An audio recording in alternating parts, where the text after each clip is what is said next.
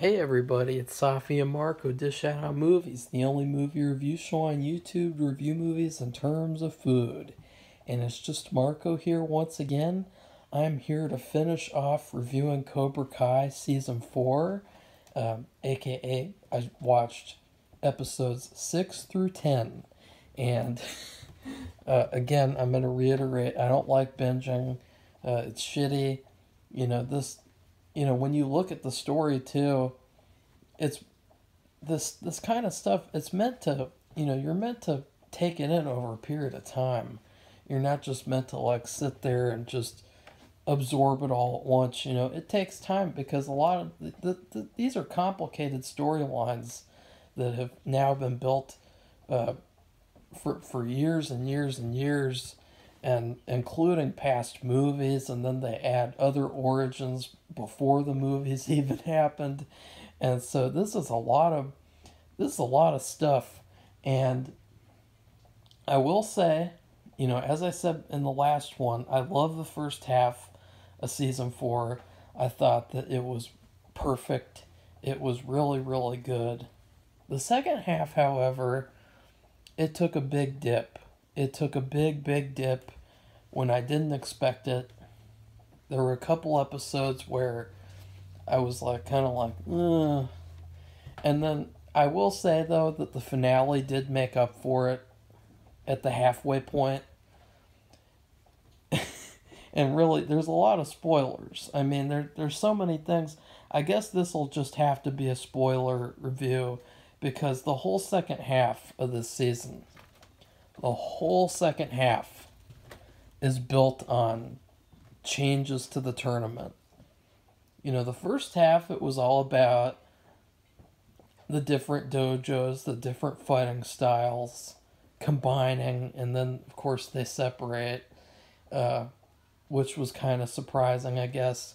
But the second half is literally, it is all about these changes to the tournament and how that affects things. That's basically the focus of the second half, not really the main points that the season started off on. And then Terry, of course, I was really upset with Terry because I loved his character in the first half. And in the second half, they kind of trick you. And for a while, he's literally like a fucking lurch. He's just this lurch who stands around and says some intimidating things sometimes. But then Kreese is like, you gotta be loyal to me and, all that crap. And then at the very end, of course, what I loved most about this second half was the final 20 minutes or so of the finale. I mean, there were so many epic things that happened and a lot of great payoffs and a lot of great, what was even more, there were a lot of great things that make me look forward to next season. Whereas I couldn't say that about season 3. Honestly, season 3 kind of made me like, ugh, at the end. It wasn't very exciting, the way that it was handled, unfortunately. It kind of seemed like a break season. Like it was the lull in between seasons 2 and 4. But yeah, I think that the second half of this season is definitely not as good.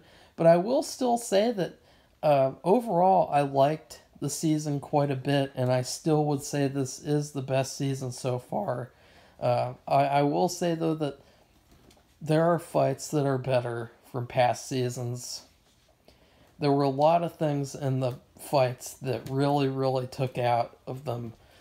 And I'm going to talk about the music once again, because, oh, God. Oh. I mean, I thought I hated the music in the first half. I mean, I was in for a treat, a bad treat, like a shit treat, like a Scooby-Doo shit snack.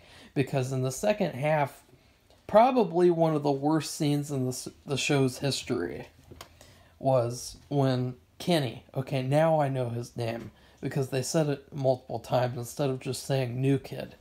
Kenny follows, what's what's the son's name? Kenny follows Daniel's son and and the other bullies into the library. And guys, I am not kidding you. When there is like this bizarre Batman style scene where he turns the lights out and then he's taking out the bullies one by one, and and they played this music. It sounded like, oh, it sounded exactly like some royalty free music I have heard on YouTube in a bad way. And wow, that was really bad. That was terrible. And then there was another fight where they were at a party. They were at a prom after party, and at Stingray's house. And I'll talk about Stingray a little bit too, because he's another character. You know, that's one of the biggest flaws of the second half of this season, is that even though this is, I guess you could say it is a lot of it feels rushed in terms of the characters. There's so many characters, and a lot of them, they get introduced just out of nowhere, and they have like a little tiny bit of story they're given, and then they kind of forget about them until they're needed. I mean, it's almost like the writers are the fighters, or are the senseis, and then the actors are their fighters, and they're using like fighting strategy, applying that to story instead of applying, storytelling to storytelling, storytelling to story. I mean, there's so many characters who they don't really have any depth whatsoever, and they're just kind of like there.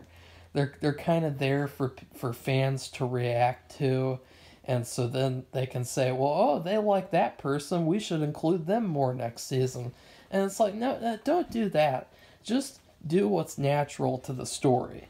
Because, let me tell you this. Fans love Hawk, a.k.a. Eli.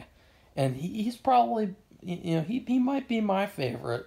I think he's an incredible character. And he's definitely one of the coolest people in the show. But if it was just 10 seasons or like 100 seasons of just Hawk being the focus, just because the fans like him, then I wouldn't really like the show at all. And I feel like that happened a little bit with the second half of the season, or just to where that they, it's all to do with the story structure. It's all to do with the structure. Because the way that they spread out these characters is pretty bad. I mean, a lot of them, it just feels like, they're just kind of there now, and the next season maybe they'll be highlighted more. Like, it's irritating, because I just want to watch a story. And instead, it feels kind of like I'm watching a chess game or something, where, I don't know, it was frustrating. It was definitely frustrating. It all had to do with these changes too. And there were several sort of unnecessary storylines that really took out of the show. For one, I really didn't like the storyline with the board of the tournament board. The story with them, and they make all these changes, and then at the end there's like this drama with the guy who's in charge, and he brings Carrie Underwood, and Carrie Underwood sings a song for like 5 minutes. Like, that was another bad part of this season. Like, that was totally unnecessary. Like, who cares? Like, who cares about the stupid board? Like, it didn't really feel necessary to the story, honestly. I don't think anyone in the whole world, except for maybe the writers, care about the board of the tournament.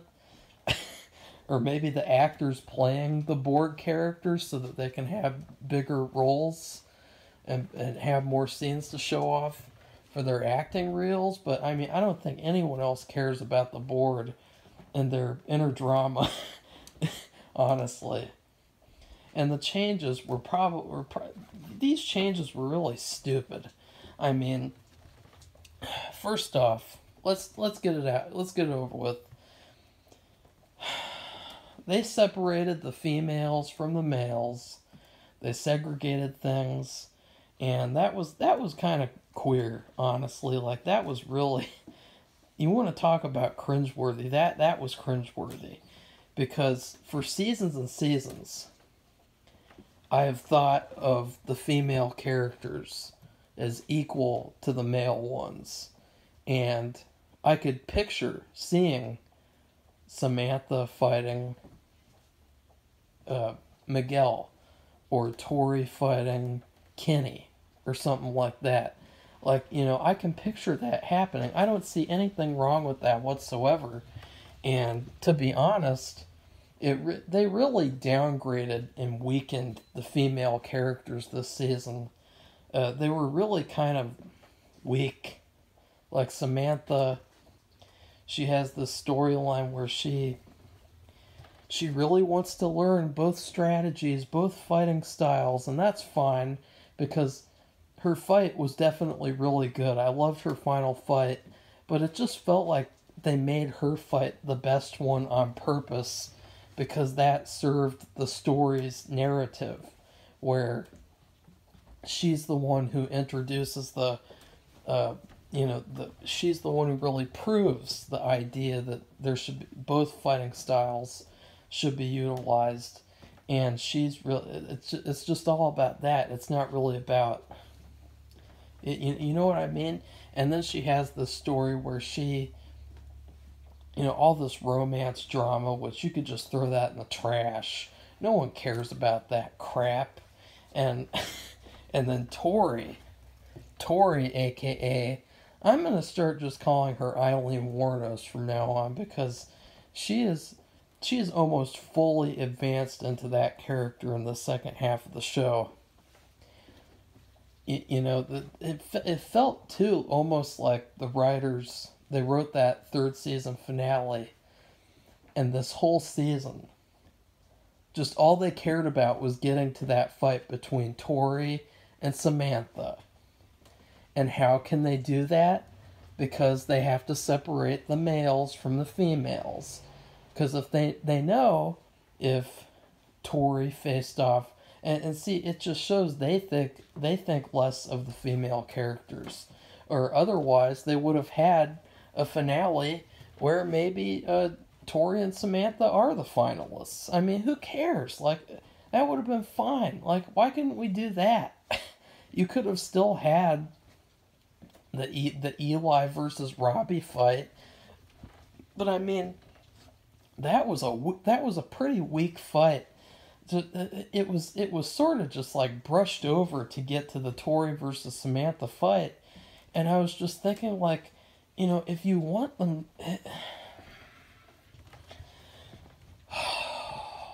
I really didn't like the tournament changes, and then they had this sort of very unnecessary sequence of events where it's a skills competition. That was really, really, that was probably the most unnecessary part of the whole season. It just felt like a waste of time. And, I get what they're trying to do a little bit, like trying to have it where it's more strategic. They have to think more strategy, like, oh, if we get this many points and that, and I don't care. Like, it was dumb. I didn't like adding the skills things, and I didn't like separating the genders of the characters, the fighters. I thought that was weak.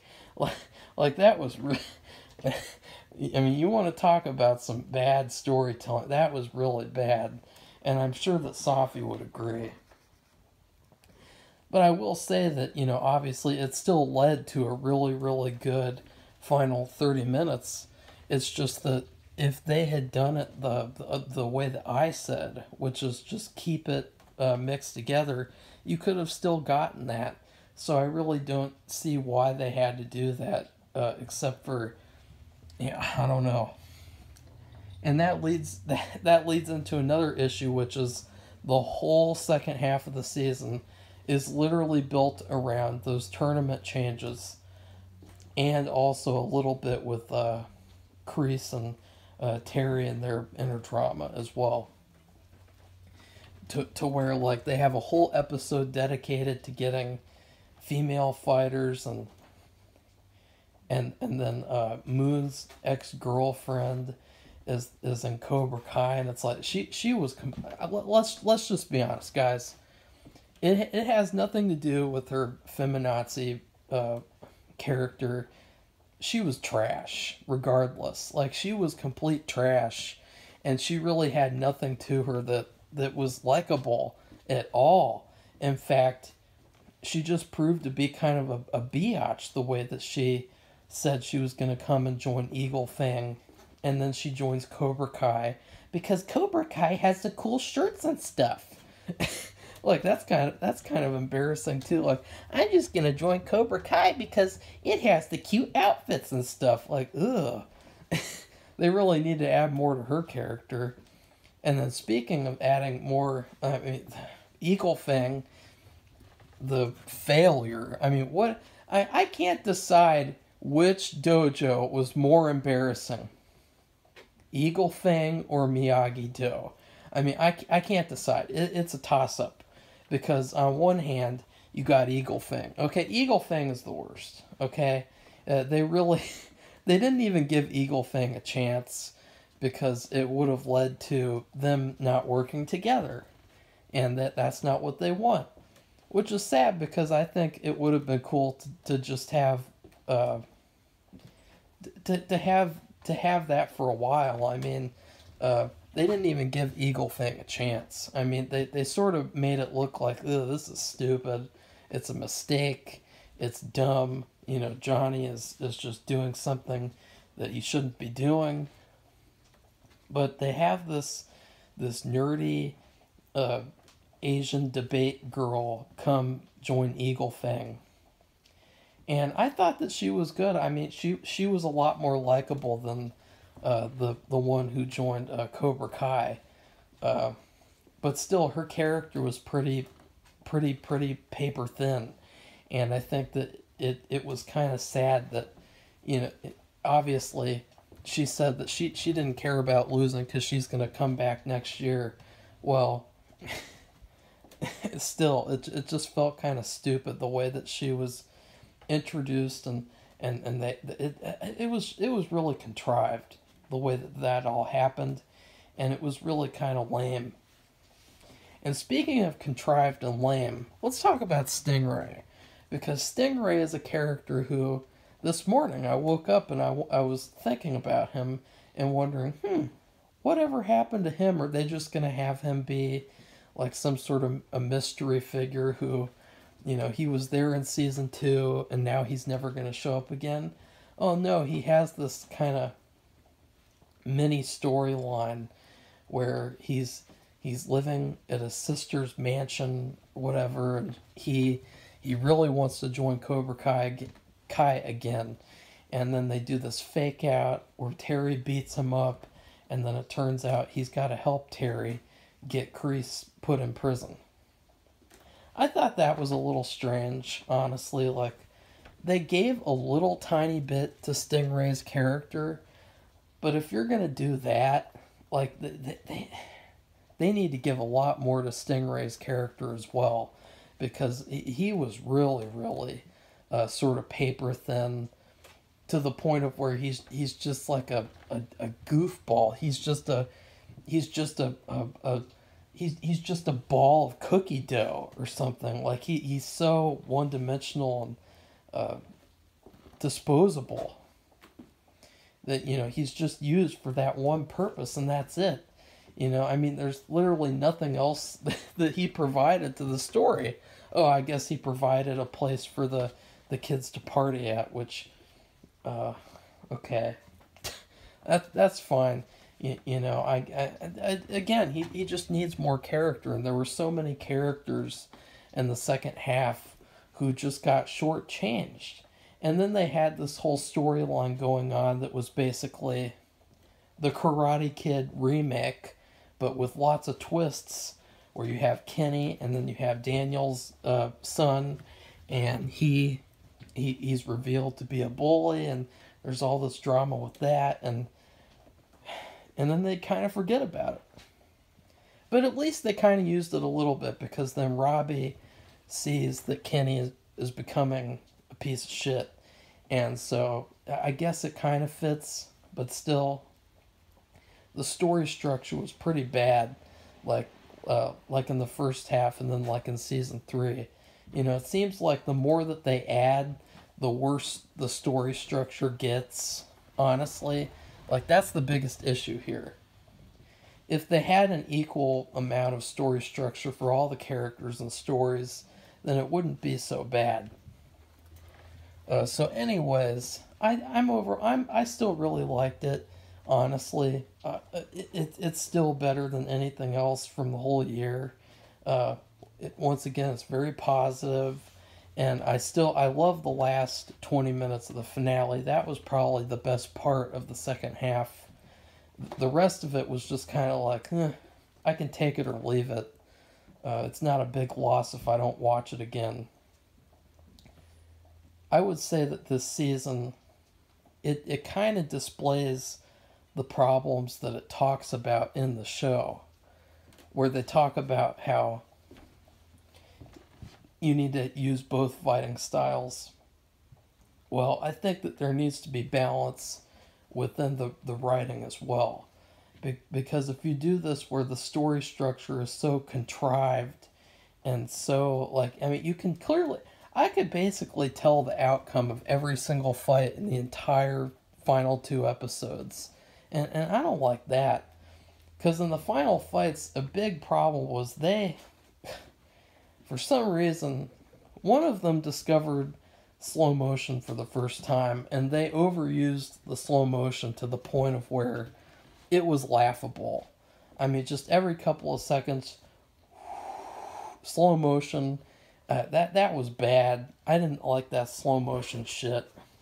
That really cheapened, like with the shitty music in the background, the shitty slow motion. It really cheapens these fights and makes them less epic than they actually are.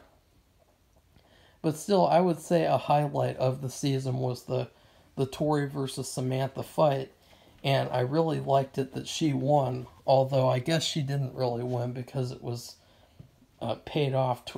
Terry paid off the referee, which that sucks. But still, it was a really great moment for her character, and that was really satisfying. It was probably the best thing the whole season, to see her beat Samantha, because Samantha, she goes from being extremely unlikable to being tolerable to being likable. Like, it's really weird with her character, the way that she goes all over the place, all over the spectrum. It would be really tough to play that character because she just goes all over the place.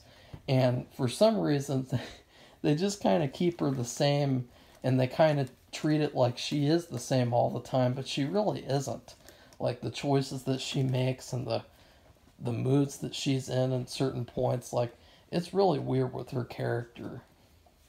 And then they had this one moment where she visits her friend, her friend at this at her new house, and I thought that was cool.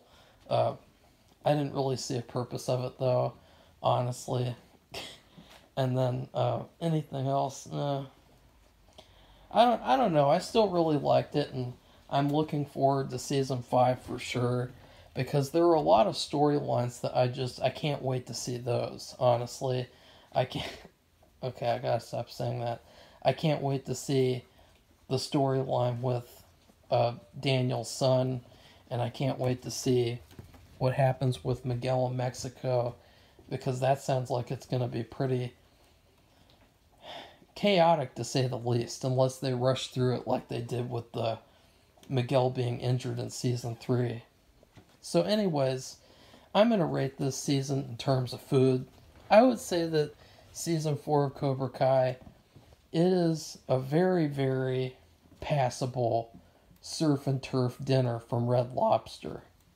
Red Lobster is it's a pretty mixed bag. And the main problem is the consistency of their food. When I went there to get a surf and turf dinner one time, the steak was perfect. It was so good. It was perfectly cooked. It was perfectly spiced. But then the lobster was so overcooked that it was dried out and you couldn't even get the lobster meat out of the shell. That is this season of Cobra Kai. It lacks balance. It lacks structure, good structure. So it feels all over the place in the second half. And once again, I want to reiterate, I really don't like Amanda anymore either. She gets more unlikable as time goes on. And then you have the cousin Vanessa, and she's going to be dealing with them, and I can't wait to see what happens with that. And you know what else this feels like too, if you want to throw away the surf and turf dinner? This feels kind of like a comic book where you're just kind of like enjoying things as they go on, not taking it too seriously, and you're just looking forward to the next issue. So yeah, that's what I think of season 4 overall.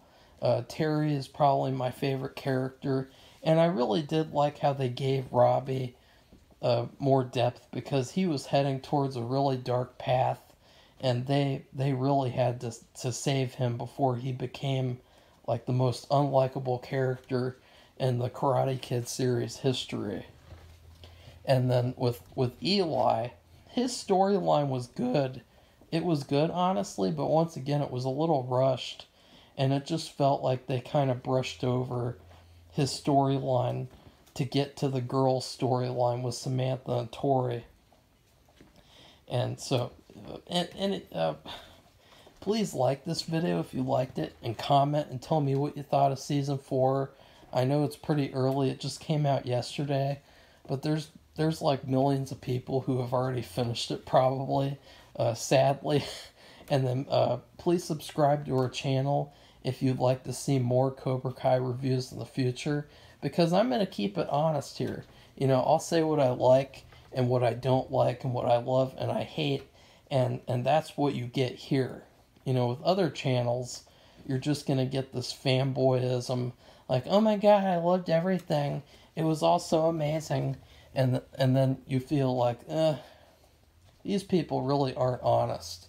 They're scumbags. They're like Terry. They're like Terry Silver. And although Terry is cool in the show, you really wouldn't want to meet Terry in real life, because he was pretty evil. But it's really hard to hate him because he's such a likable character. So it's tough with him. I can't wait to see more of him. He was such a strong point. And I'm telling you too, if this season didn't have Terry Silver, it would have been trash. It would have been garbage, just like season 3. And season 3 wasn't garbage, but you know, it would have been season 3 part 2. Okay, goodbye everybody. See you soon.